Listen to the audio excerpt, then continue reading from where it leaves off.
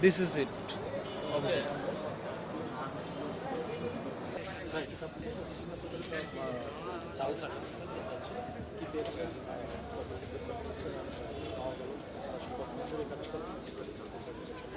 আমরা সবসময়ই জাল টাকার বিরুদ্ধে স্পেশাল অভিযান পরিচালনা করে থাকি রেফ্রির পক্ষ থেকে। রোজারিদেরকে সামনে রেখে আমরা 5টা গ্রুপকে ধরেছিলাম। কুরবানিদের সামনে রেখে অলরেডি আমরা 2-3টা গ্রুপকে অ্যারেস্ট করেছি।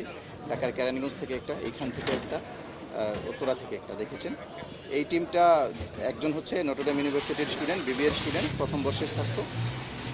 সে হচ্ছে বেসিক্যালি সাপ্লায়ার, আর যে হচ্ছে প্রোডাকশন হাউস বলতে পারেন, ইঞ্জিনিয়ারিং টাইপটা করে সেই দোকানটা পরিচালনা করে, ফটোকপির আড়ালে সেই ব্যবসাটা করে। তো আমাদের কাছে গোয়েন্দা নজরদারিতে ছিল। তো একজনকে আমরা আজকে এখানে চেকপোস্ট ছিল, ওর মাধ্যমে আটক করি। তার ভিত্তিতেই পরে আমরা দোকানে গিয়ে তার কাছে একদম ফাইলটা সহ পাই। তো সবচেয়ে ভয়ঙ্কর দিক যেটা হচ্ছে, সমাজে জাল টাকা আগেও ছিল, এখনও আছে। এটা আমরা অভিযান করে যাচ্ছি, বাট একদম নিত্য নতুন টাকাটা নিয়ে করছে। তো নতুন টাকাটা তো পাবলিক এখনও পায়নি, অনেকেই পায়নি। তো তার জন্য একদম খুবই দুঃসাধ্য ব্যাপার যে এটা আসলে জাল টাকা চেনাটা। তো সেই রকমই একটা চক্রকে আমরা আজকে ধরেছি। 2জন এখানে আটক হয়েছে। বিপুল পরিমাণ জাল টাকা এরা তৈরি করছিল। আপনারা দেখেছেন, আপনাদের সামনেই সে প্রিন্ট করছিল। তো গণনা করলে বাকিটা বলা যাবে, তো লক্ষাধিক হবে। সাথে সাথেই পাওয়া গেল একদম দোকান থেকে।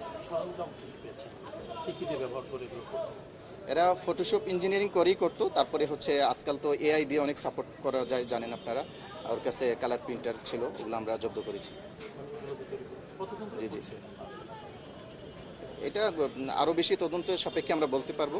মনে হচ্ছে যে এই নতুন টাকাটা নিয়ে এরা রিসেন্টলি কাজ শুরু করেছে কুরবানি ঈদকে সামনে রেখে, যে পশুর হাটে টাকাটা ছড়াই দেওয়া। মানুষ তখন খুব বিজি থাকে এবং লোকান্তর একদম কি বলবো, যে একেবারেই গ্রামান্তর থেকে একজন কৃষক পরিবারের বা একজন গরু ব্যবসায়ী সে হয়তো ঢাকায় 10টা গরু বিক্রি করতে নিয়ে আসে। তার জন্য আসলেই জাল টাকা চেনা কঠিন। তারপরে হচ্ছে আবার এটা একদম রিসেন্ট নতুন নোট, এই নতুন নোটের জাল টাকাটা তারা করছে। তো নতুন নোটের চক্র আমরা এটা চক্র আকারে মেশিন সহ এটা পেয়েছি প্রথম। অন্যান্যটা পুরান নোট ছিল, বাট এই নতুন নোটের এটাই প্রথম।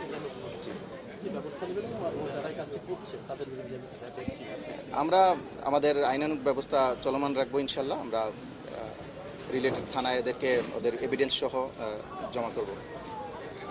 পরবর্তী দেশীয় আইনের যেই যা যা কার্যক্রম হয় সেগুলো হবে ইনশাল্লাহ। এরা ছোট দোকান ফটোকপির আড়ালে সেটা করছে, বাট সে কিন্তু নিজে এটা বিক্রি করছে না।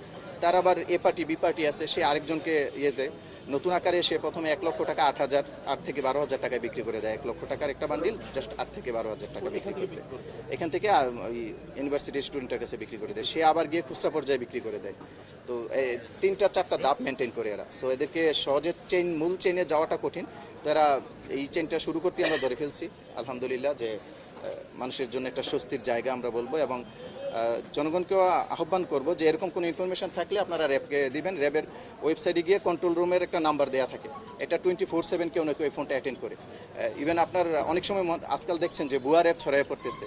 তো ভুয়া এরকম কিছু আসলেও আপনারা সেটা ওই ইফ রিকোয়ার, আমাকে ভুয়া মনে হলে আমার ছবি তোলেন, ছবি তুলে ওই কন্ট্রোল রুমের হোয়াটসঅ্যাপ নাম্বারটায় গিয়ে ওকে দিয়ে বলেন যে আপনার এই এলাকায় কোনো র্যাবের অভিযান চলমান আছে কিনা, তাহলেই আপনারা কনফার্ম হয়ে যাবেন। নামটা আমরা পরিচয়টা গোপনই রাখি, ইউনিফর্মে আছি। আমরা র্যাব 3 থেকে এসেছি।